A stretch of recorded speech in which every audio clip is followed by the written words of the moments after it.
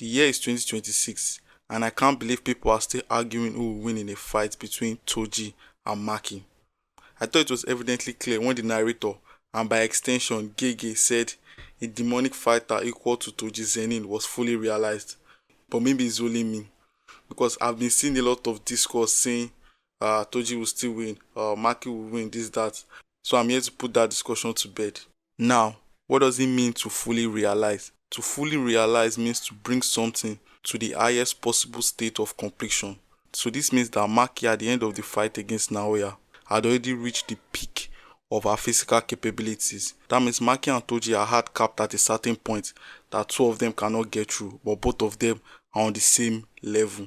So there is no argument about bone density, because I've seen someone argue that because Toji is a guy and he has a larger bone density, that means he's still stronger than Maki. This is not the case. Both of them, in terms of their physical abilities, strength, speed and everything, they are on the same level. Another argument I've seen in favor of Toji is that Toji has more weapons. Now to that I'll say this: there's no weapon that Toji used in the entirety of the story that is powerful enough to turn the tide in his favor against Maki. Because against Maki, the inverted spear of heaven is basically just like a normal knife, because there is no technique that Maki possesses that is going to cancel out. And they both have soul split katana, so that is also not going to give Toji any advantage. And the last cause tool we saw Toji use was the chain, but also that will not give Toji any advantage, because the moment Maki was fully realized, she had precognition up to the point that she could sense the change in atmosphere, in temperature and humidity. That means even if Toji is able to hide the chain for as long as possible, the moment it gets close to Maki, she will feel it and she will know something is off.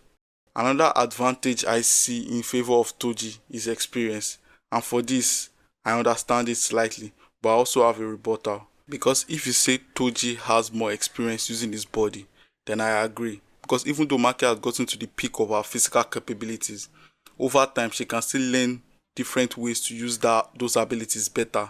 So in that sense, I can say that Toji might have had the advantage over Maki, but I don't think the advantage is significant enough to make Toji an overwhelming favorite in this fight.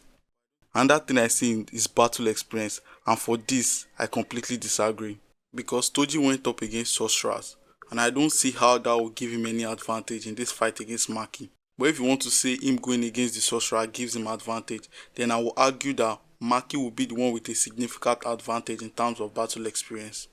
Because we know for a fact that the birth of Gojo changed the balance of power in the world. So that means that most of the people that existed after Gojo were stronger than most of the people that existed before Gojo.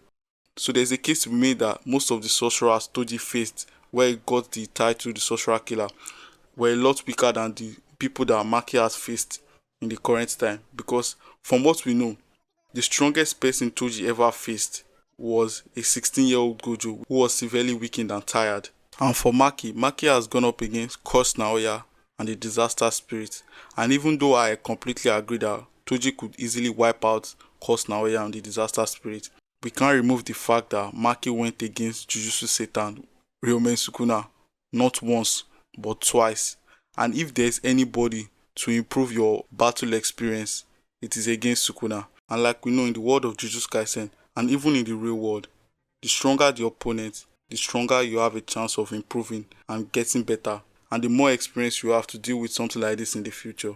Maki also witnessed the most brutal and the greatest fight in sorcerer history when she saw Gojo vs Sukuna fight. And even though everything that happened in the fight can't really help Maki because she's dealing with different parameters, it will definitely aid her experience when she's going up against different sorcerers in the future. That's why I also believe that in terms of battle experience, you can't just give Toji the advantage because he's called the Sorcerer Killer. That doesn't really prove anything.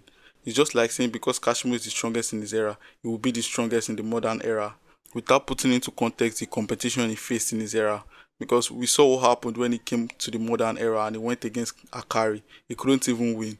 And even as an old man in the Edo period, he was still beating sorcerers up and down. So yeah, you can't really give Toji the advantage in terms of battle experience. And so, my conclusion is this: Maki and Toji are equal. No amount of weapons is going to give Toji any significant advantage over Maki. No amount of experience using his body is going to give Toji a significant advantage over Maki, and no amount of battle experience is giving Toji the advantage over Maki, even though I believe that Maki should have more battle experience than Toji. And that thing I say is intelligence. Now, yes, Toji is very smart and has showed a lot of intelligence feats, but Maki isn't exactly stupid either. So if they put both of them in an open field with prep time and without prep time to go against each other, the conclusion and the result of the fight will be the same. It will end in a draw, in a stalemate, because Maki is equal to Toji. Deal with it.